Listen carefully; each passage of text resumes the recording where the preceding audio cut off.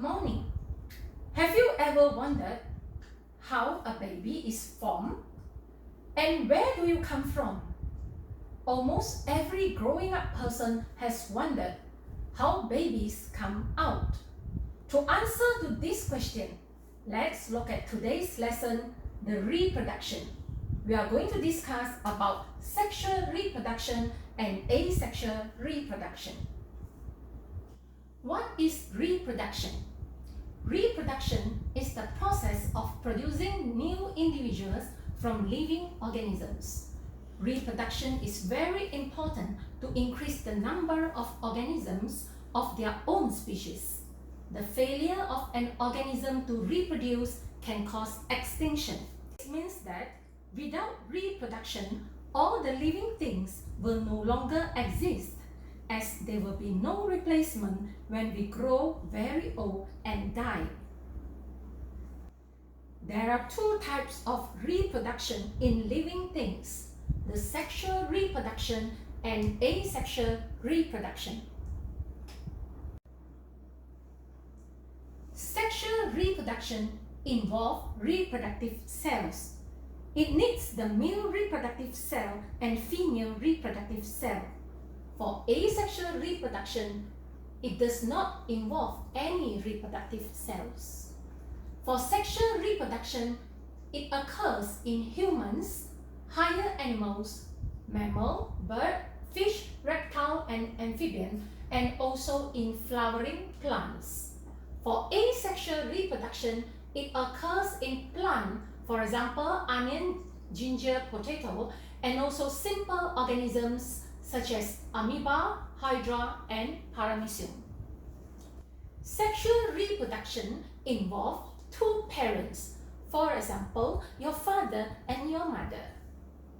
The male parent carries male reproductive cell and female parent carries female reproductive cell. Male parents has testes that can produce male gamete, or we call it sperm. Female parent has ovary that can produce ovum or egg. When sperm and ovum fuse together, fertilization is occur. So, fertilization is the fusion between sperm and ovum to form a zygote. The zygote will continue to develop until finally a baby is formed. So, you are formed by this way.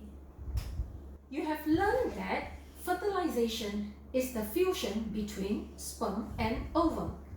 In sexual reproduction, there are two types of fertilization: internal fertilization and external fertilization.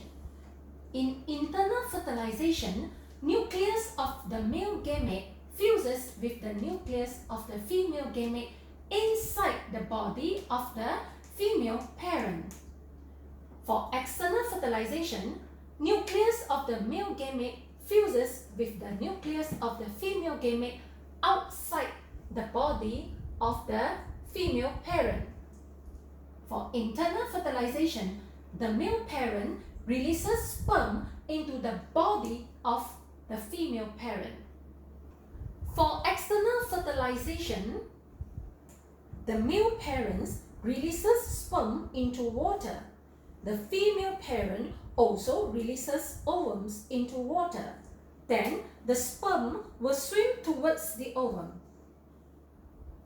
Which type of fertilization occurs in human being? Of course, it's internal fertilization. Internal fertilization also occurs in other mammals, birds, and reptiles. For external fertilization, it occurs in fish and amphibians. We have discussed about the sexual reproduction that involves sperm and ovum. Next, let's learn about asexual reproduction. What is asexual reproduction? Asexual reproduction is a process of producing new individuals without involving reproductive cells. That means no sperm and no ovum is involved.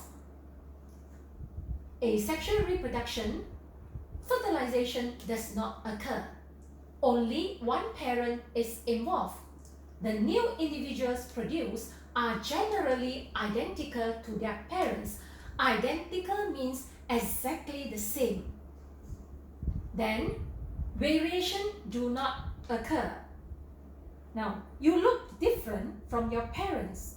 This is because you are the product of sexual reproduction, where genetic variations occur.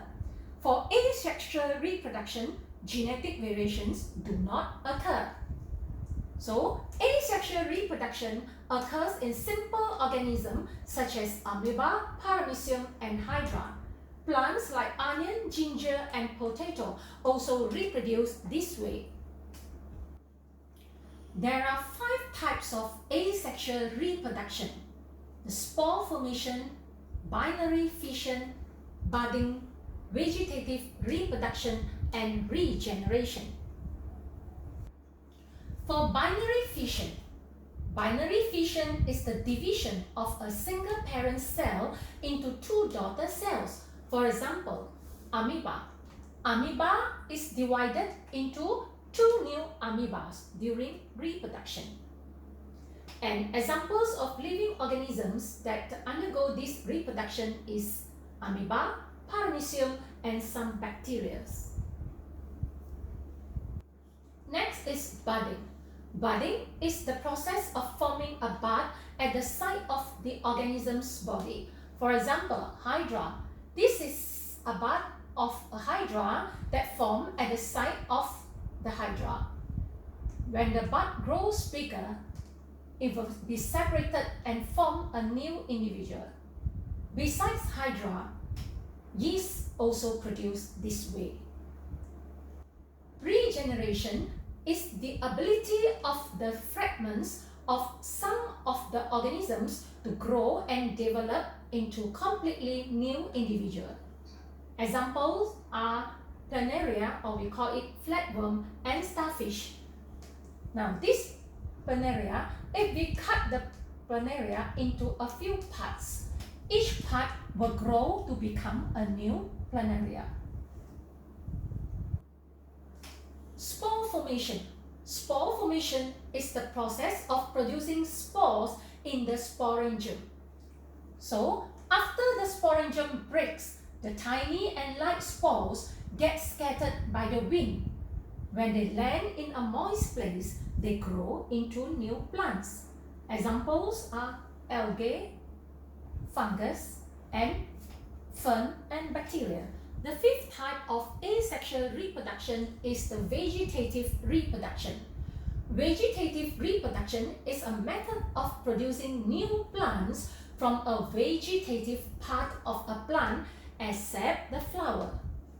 Examples of vegetative parts are the roots, underground stems, runners, bulbs, and leaves.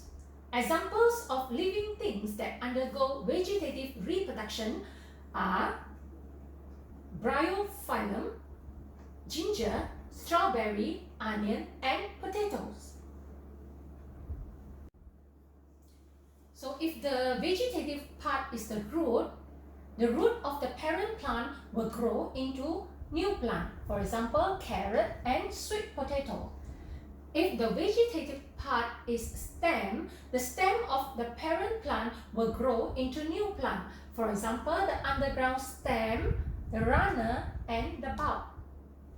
If the vegetative part is the leaves of parent plant will grow into new plant. For example, the bryophyllum leaf and also the begonia leaf. You have learned about the sexual reproduction and asexual reproduction. Next, let's make a comparison between sexual and asexual reproduction. For sexual reproduction, how many number of parents are involved?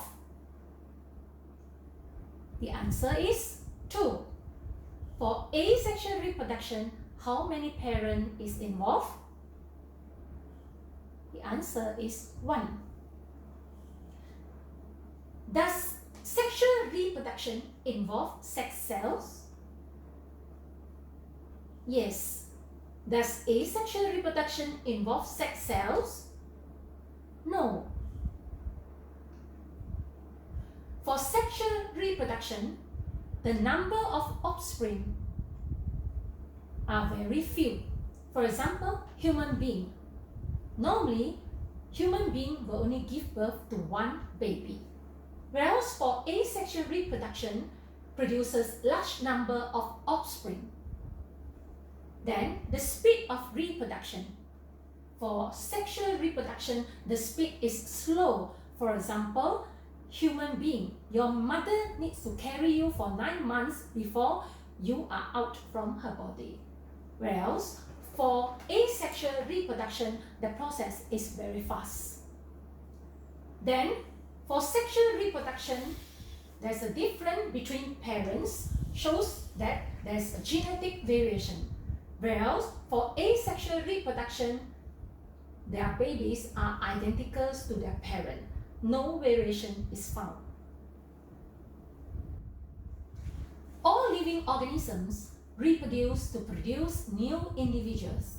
What would happen if a living organism does not reproduce? The failure of an organism to reproduce can cause extinction. Reproduction increases the numbers of individuals of the same species. For example, a monkey will give birth to a monkey. A monkey cannot give birth to a chicken. Then, reproduction transfers the genetic information to the new generation. We must be grateful for the ability to reproduce and the continuation of life as a gift from God. That's all for today's lesson. Thank you.